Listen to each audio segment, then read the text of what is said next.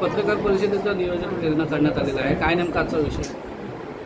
आज इथे खेड आणि दापोलीमधून मोठ्या प्रमाणामध्ये उभाटाचे कार्यकर्ते शिवसेनेमध्ये योगेशदादा कदम आमदार यांच्या नेतृत्वाखाली दाखल झालेला आहे. शेकडो हजारो लोकांनी आज इथे प्रवेश केला आहे. म्हणूनच आज पत्रकार परिषद इथे घेतली होती. कोकणात शिवसेनेचा बालेकिल्ला आहे आणि बालेकिल्लाच घाला त्याच्यावरती शिक्कामोर्तब करण्याचं काम पुन्हा एकदा आमदार योगेशदादा कदम यांनी केलेलं आहे. हे सगळं मला सांगितलं. भाई, लोकसभेच्या आता सगळेच उमेदवार कोकणातले जाहीर झालेले आहेत. तुम्ही रत्नागिरी सिंधुदुर्ग लोकसभा मतदारसंघावरती दावा केला होता की शिवसेनेला जागा मिळावी. कोकण हा शिवसेनेचा बालेकिल्ला असं म्हटलं जातं, पण कोकणात शिवसेनेला एकही सीट मिळत नाही आहे. काय नेमकं म्हणतो? ही गोष्ट आहे की रायगड इथे सिटिंग खासदार राष्ट्रवादीच असल्यामुळं ती जागा राष्ट्रवादीला दिली गेली आणि खरं तर रत्नागिरीची आम्हाला अपेक्षा होती, पण दुर्दैवानं रत्नागिरी आम्हाला मिळालं नाही. त्यामुळे कुठलंही दुःख नाही. जो उमेदवार पक्षाने दिलेला आहे, युतीने दिलेला आहे,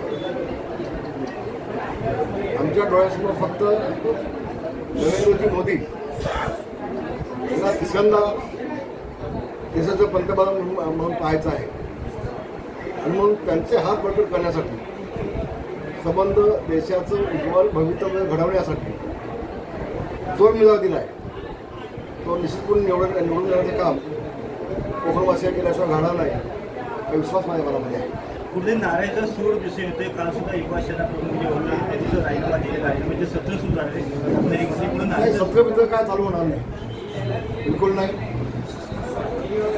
सर, जो उमेदवार युतीने दिलेला आहे आम्हाला देखील शिवसेनेला सन्मानजनक जागा मिळत आहे. आमचे 13 सिटिंग खासदार असताना देखील 15 ते 16 जागा आम्हाला मिळत आहेत. एकनाथजी शिंदे यांना मिळत आहे. कुठेही आमच्यावरती अन्याय झालेला नाही आणि म्हणून जे सिटिंग आहे ते आम्हाला मिळत आहे. आणखी आम्हाला 2-3 वाढून मिळत आहे. अडचण काय आम्हाला? आता जी उणीव आम्हाला भासते कोकणाची आणि धनुष्यबाणाची, ती पोकळी आम्ही विधानसभेला निश्चितपणे भरून काढू. आपल्याला लक्षात येईल. आज आम्ही दुधाची ताकावरती भागून घेऊ, पण विधानसभेला या सगळ्याचं उत्तर काढू आणि संबंध कोकणामध्ये धनुष्यबाण असेल याची आम्ही दक्षता घेऊ. काही राज्याचा जर विचार केला तर राज्यभरामध्ये आत्ताच्या निवडणुका जाहीर झाल्यात किंवा उमेदवार दिले तर लढत जी होते ती शिवसेनेच्या उमेदवार विरुद्ध शिवसेनेचीच होते. जास्त करून बीजेपी विरुद्ध शिवसेनेची होतच नाही आहे. म्हणजे हा तुमच्यातच संघर्ष आमच्यासोबतच आहे ना. आता बघा, आम्ही 2 दिवसाच्या आधी एकनाथजी शिंदे आणि मी कोल्हापूरला फॉर्म भरण्यासाठी गेलो होतो शिवसेनेच्या उमेदवाराचे. स्वतः अजितदादा पण होते तिथे, चंद्रकांतदादा होते. जे आव्हाड म्हणून ज्यांनी अपक्ष फॉर्म भरण्याची घोषणा केली होती ते स्वतः होते शिवसेनेच्या उमेदवारांसोबत. आणि म्हणून भाजप, राष्ट्रवादी, शिवसेना ही कोल्हापुरात देखील एकत्र दिसली ना आपल्याला. सुरुवातीला थोडं बहुत प्रत्येकाला वाटतं मला सीट मिळावी, मला खासदार व्हावं असं प्रत्येकाला वाटतं. पण एकदा निर्णय झाल्यानंतर त्याला सगळ्या पक्षांनी एकत्र येऊन साथ दिली. हे चित्र आपल्याला कोल्हापुरात देखील पाहायला मिळालं नाही. उलट सांगलीमध्ये त्यांची अवस्था काय झाली? सांगलीमध्ये अजून त्यांचं तंगडे अडकत आहेत आणि एकमेकाला पाडत आहेत. उद्धव ठाकरेंनी तर कुणाला विचारता सीट जाहीर करून टाकली. ते स्वतःला बाळासोबत समजायला लागले. तसं नाही आहे. आणि म्हणून शिवसेना, भाजप, राष्ट्रवादी सगळं अडमेल आहे. महाराष्ट्रामध्ये कुठेही चिंता करण्याचं कारण अजिबात नाही. नागपूरला अमित शहाची भेट जेव्हा घेतली होती त्या भेटीच्या पूर्वी किरण साहेब म्हणले की मी 100% माझा पेपर पूर्णपणे आहे, पण त्या भेटीनंतर ते मावळ झाले दिसू आले. असं का? त्यांना विचारलं तुम्ही? पण एकंदरीत काय वाटतं, समजूत काय नेमकं झाला असेल? काहीतरी समजूत झाला असेल. त्या भेटीमध्ये मी नव्हतो, मी कसं सांगू शकेन? पण जो उमेदवार दिलाय त्याचं उदय सामंत देखील काम करतील असा पूर्ण विश्वास नाही. स्थानिक स्तरावरती मनसेची नाराजी स्पष्टपणे घेऊन दाखवण्यात आलेली आहे. याबाबतीत मी आजची पत्रकार परिषद घेतली त्याचा मुख्य उद्देश तोच आहे. माझ्याकडे मी सगळे त्यात फाईल आणले आणि याच्यामध्ये वैभव खेडेकर ते जे नगराध्यक्ष होते त्यांची अनेक प्रकरणं मी बाहेर काढली. सगळी प्रकरणं मी मुद्दा मांडली. तिथं 4-5 गुन्हे दाखल झाले त्यांच्यावर. आणखी 7-8 गुन्हे दाखल व्हायचे बाकी आहेत. फक्त राजसाहेब ठाकरे मला फोन केला, रामदाजी थांबवा, आता बस झालं, आपलाच आहे तो, म्हणून मी थांबवलं.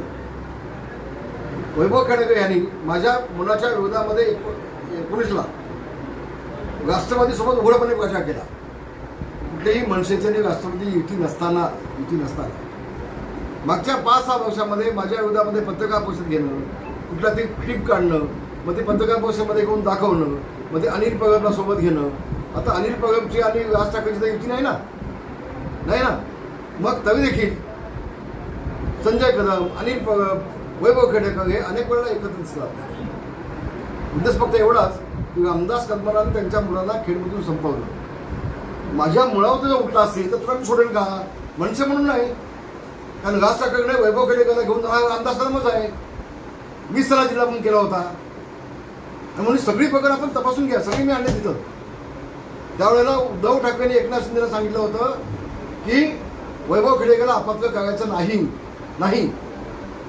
हा वैभव खेडेकर आहे उद्धव ठाकरेंचा आहे, राज ठाकरेंचा आहे, शरद पवारांचा आहे कोणाचा नेमका? म्हणून काल त्यांनी स्टेटमेंट दिली की मी मनसेचा आहे म्हणून माझ्यावर मला अपात्र केला नाही. चूक आहे.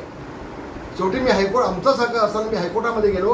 हायकोर्टातनं शासनाला मी ऑर्डर आणली याच्याचं कारवाई करा म्हणून, आणि मग त्याला अपात्र केला.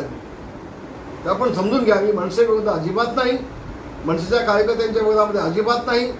यानं मग ते बोर्ड लावायचे सुरत, गुवाहाटी, गोवा, काय वस्तू नव्हती. याने बनियन छापायचे, त्याच्यावरती माझ्या बाबतीमध्ये काय कॉमेंट छापायच्या. हे सातत्याने केलंय. कसं आहे, रामदास कदमवरती बोललो, एखादा व्यक्ती बोलली की त्याला प्रसिद्धी मिळते, आणि मग ऐतिहासिक प्रसिद्धी घेण्यासाठी माझ्या विरोधामध्ये फक्त पत्रकार परिषद घ्यायच्या आणि प्रसिद्धी मिळवायची. हा एक कलमी कार्यक्रम मागच्या अनेक वर्षापासून चालू आहे.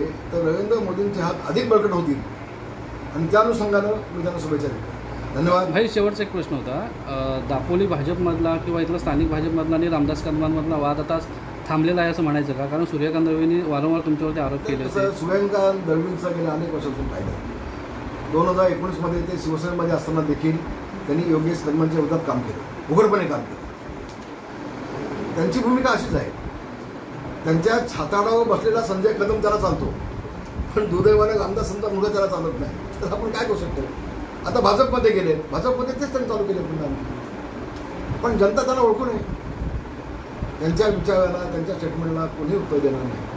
तुमच्या कवडीची देखील किंमत आम्ही देत नाही. तुमच्या वादाचा याच्यावरती काय परिणाम होईल का महायुतीच्या संपूर्ण कामावर? मी संबंध महाराष्ट्रामध्ये काम करतोय. महायुतीचं मी दापोली आणि खेडचा नाही आहे. मी शिवसेनेचा नेता आहे, एक ज्येष्ठ नेता आहे. संबंध महाराष्ट्रामध्ये काम करतोय, आणि अशा खालच्या लेवलला माझे जे आमदार आहेत ते स्थानिक, ते सगळे बघताय. त्यांचं काम चांगलं चाललं आहे. त्यांच्या माध्यमातून विकास काम चांगलं चाललं आहे. संघटनात्मक काम चांगलं चालू आहे. आम्हाला काही अडचण नाही. मागच्या वेळेला भाजपाने देखील आमच्या विरोधात काम केलं होतं युती असताना, आणि आता जर त्यांनी आमच्या विरोधात काम केलं तर त्याचे पडसाद संबंध महाराष्ट्रामध्ये उमटतील याची त्यांना आता अजून जाणीव नाही आहे. मागच्या वेळेला मी शांत बसलो होतो, पण आता त्याची किंमत त्याला महाराष्ट्रामध्ये मोजायला लागेल. हा फक्त त्याला एक लहानसा मी इशारा देतोय. धन्यवाद. जय हिंद, जय महाराष्ट्र. लोकशाही मराठी ऐका, पहा, जागरूक रहा.